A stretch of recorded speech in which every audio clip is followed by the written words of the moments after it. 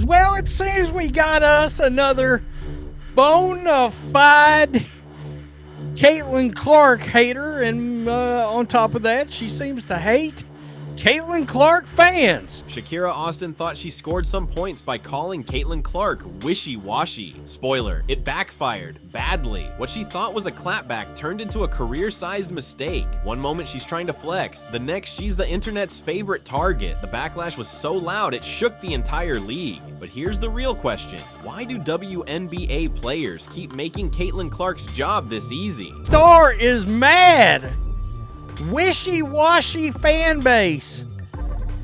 She calls him out for Caitlin Clark support. Shakira Austin spoke up, and what came out was exactly the kind of headache the WNBA couldn't afford. In a league already buried under PR nightmares, lawsuits, relocation chaos, and non-stop fan drama, she thought the smart move was to take a cheap shot at Caitlin Clark. Her words? Wishy-washy. The sarcasm was thick, but the fallout was instant. You could almost hear the needle scratch, because in that moment, the only thing getting washed away was Austin's own credibility. Let's be real, Austin isn't the cornerstone of this league. She's not the name on billboards. She's not the reason crowds pack arenas. And she's not the one driving record-breaking season ticket sales. That title belongs to Caitlin Clark. In just her second year, she's already carrying the league's TV ratings, fueling jersey sellouts, and pulling in fans who didn't care about women's basketball until she showed up. So when Austin took her swing at Clark, she wasn't just targeting one player. She was taking a shot at the single force keeping this league alive. These players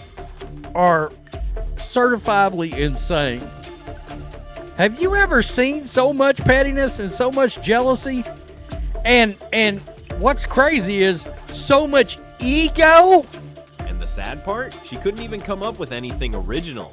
Wishy-washy? That's the best she had. You get the chance to throw shade at the player who dragged $1 billion spotlight into the WNBA, and that's all you bring. Dollar store level energy. No wit, no edge, just weak. The kind of line you'd hear in a middle school cafeteria argument that nobody remembers 5 minutes later. Except this time, the entire sports world was tuned in, and they weren't laughing with Shakira Austin, they were laughing at her. Calling it instant regret doesn't even cover it. Within minutes, that clip was bouncing around the internet faster than a team being shipped to a new city. Fans roasted her. Analysts piled on. Even people who aren't Clark supporters were calling it out of line. It didn't just flop, it turned into a full-on meme storm. And here's what Austin clearly forgot. When you take a swing at Caitlin Clark, you're not just messing with her. You're going up against Iowa's faithful, Indiana's entire fan base, every college crowd that's ridden with Clark since day one, plus millions of neutral viewers who live for this kind of drama. That's an army with Twitter fingers ready to fire, and they didn't hold back. It's crazy how much these folks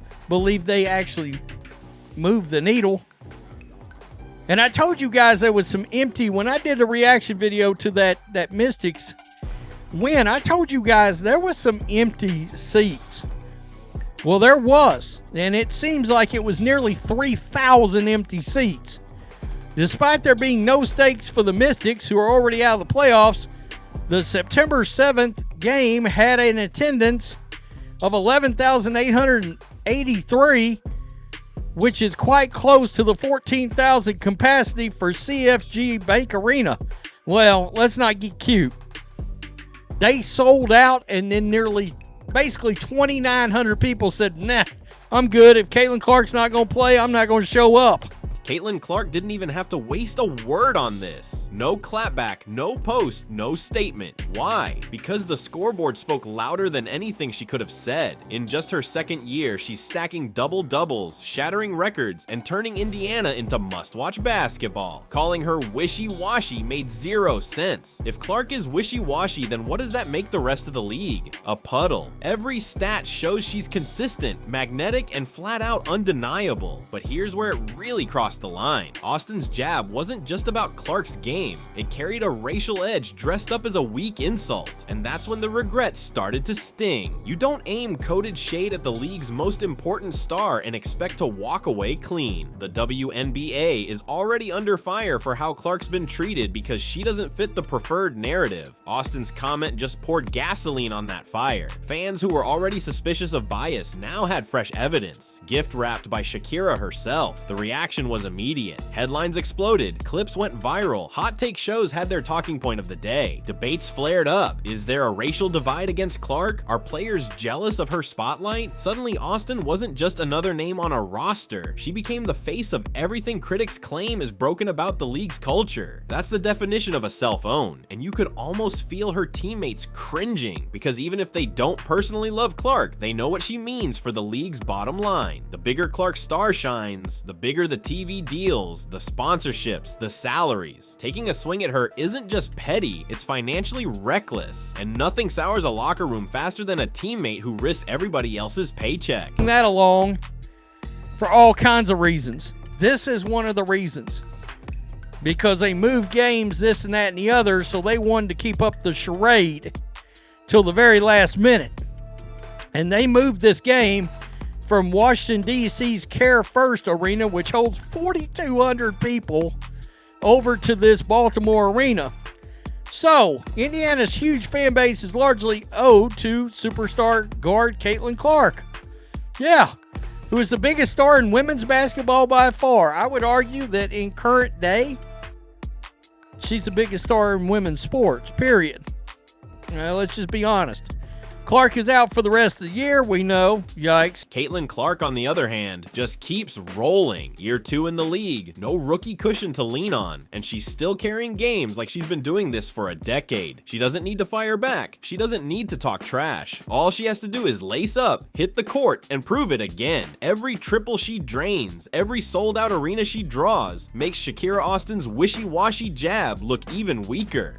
And here's the twist. Austin's shot actually worked in Clark's favor. Without lifting a finger, Clark comes off as the target of yet another baseless attack. Fans rally harder, the media spotlight grows brighter, and her popularity climbs even higher. It's the same cycle we saw with Angel Reese's antics last year. Clark only came out more beloved. Austin thought she was cutting Clark down, but really, she just gave her a PR boost. But this is bigger than Austin. It speaks to the culture of the league. Instead of recognizing that Clark's fame lifts everyone, too many players act like she's an outsider crashing their party. And when a racially charged jab gets thrown in, it's not just a bad look for one player. It makes the entire league look bitter and insecure. The irony is brutal. The WNBA begs for respect, more fans, and more sponsors, then turns around and undercuts the very player delivering all of that. Fans aren't blind. They see the jealousy, they hear the mocking interviews, they watch the shade on social media and the digs on the court, and all of it reinforces the idea that the league doesn't actually value the star who's keeping it alive. Austin didn't start that fire, but she definitely threw gasoline on it. And of course, the walkback came fast. Once the backlash hit, suddenly it was all misunderstood context or just a joke. But here's the thing, the internet doesn't forget. Once the clip goes viral, once it's replayed a million times, that's what sticks. That becomes your legacy. Shakira Austin won't be remembered for her stat line or highlight reels. She'll be remembered for the moment she called Caitlin Clark wishy-washy and got roasted for it. The irony? Clark didn't even have to lift a finger. Her revenge is already written in the box scores. Second year in the pros, already the face of the league, already accomplishing things most veterans could only dream about. She doesn't need to clap back. The stats do it for her.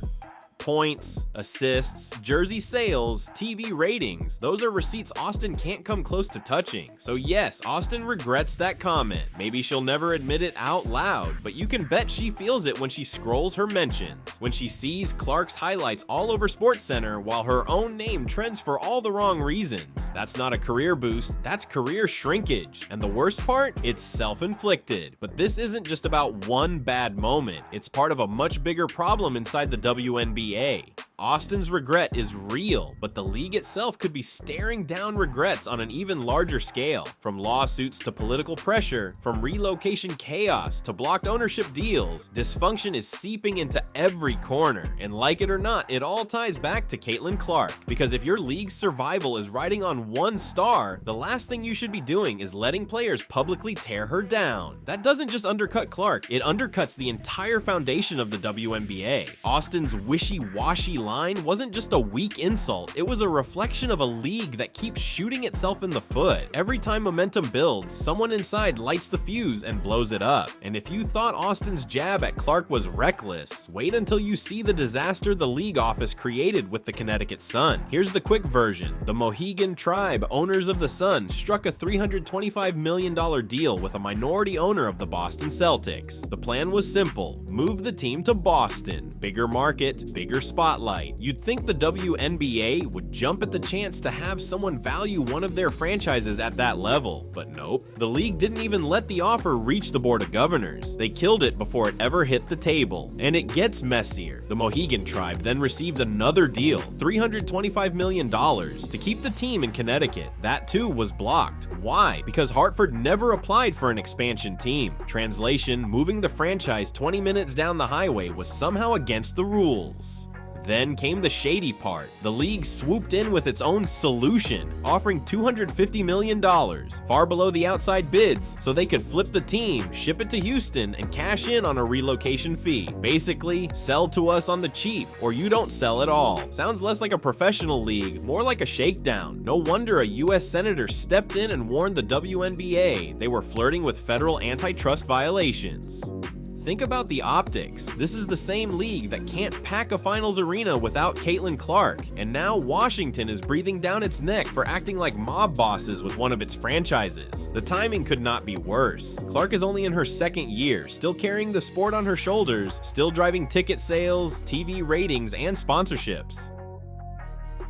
This should be the moment the WNBA finally builds momentum, expanding, cashing in on new markets, stacking partnerships. Instead, one player throws racially coded shade at Clark, while the league office plays hardball in shady backroom deals. And here's the hypocrisy. Players like Shakira Austin tear down the one star keeping the league afloat, while executives preach about growth and equity. But behind the curtain, it's all blocked sales, underhanded deals, and squeezing relocation fees like it's a side hustle. The players don't see the bigger picture, and the league clearly doesn't either. The WNBA clearly isn't interested in transparency. The only thing holding the pieces together right now is Caitlin Clark. Without her, no one in Washington is sending warning letters. Nobody's putting $325 million on the table for a franchise. And outside of hardcore women's basketball fans, Shakira Austin's name doesn't even register. Here's the link. Austin's regret over her wishy-washy comment is personal. The league's regret over its handling of the Connecticut Sun, that's about to get legal. And when both the players and the league office keep tripping over themselves, it's no mystery why fans roll their eyes when the WNBA cries about being underappreciated. Respect has to be earned. Clark earns it every single night she steps on the court. Austin lost it with one thoughtless remark, and the league is throwing it away with shady relocation games. So what happens next? If history is any clue, the league will double down. They'll keep acting like Clark isn't the root of the jealousy. They'll keep pretending their backroom relocation hustle is just business as usual, and they'll keep wondering why TV ratings nosedive the second Clark isn't on the floor. Instant regret. Austin felt it in 30 seconds. The WNBA could soon feel it in a courtroom. That's the reality. Shakira Austin's words wrote a check her game could never cash, and the league keeps proving it's its own worst enemy. Meanwhile, Caitlin Clark just keeps winning by doing her job. So what do you think? Does Austin regret her words more, or will the league regret its shady dealings first? Drop your thoughts in the comments, hit like, and don't forget to subscribe.